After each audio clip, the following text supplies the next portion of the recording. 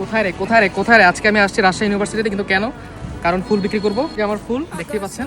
শুধু আসলে ফুলে কাজ হবে না, আমাদের একটা শক্তপোক্ত জিনিসও লাগবে, মানুষ ইজিলি যাতে কনভিন্স হয়ে যায়। প্লিজ আপনি চলে আসুন। আমাদের ইটম্যান চলে এসেছে, এখন আমরা কি করব দেখতে থাকবো।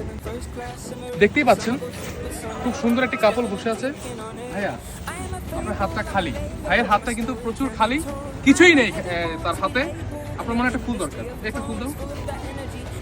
100 টাকা প্লিজ। ইটম্যান কোথায়? প্লিজ আর যাও না, হয়ে গেছে যা, যেটা ঘটার ঘটেই গেছে। এই যে আমাদের প্রথম ইনকাম, আমরা 5 টাকা দিয়ে ফুল কিনে 100 টাকা বিক্রি করলাম, 95 টাকাই লাভ। একদম হিজাবিয়ান আপু, সাথে একজন ধার্মিক একজন ভাই বসে আছে। আপনার মনে ফুল দরকার, আপুর পছন্দের কালার কি?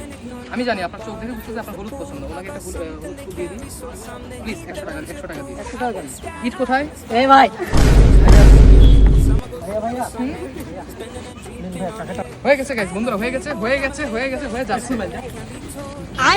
আপনার কি লাল পছন্দ? এই লাল ফুল দাও নাকি, লাল ফুল দাও।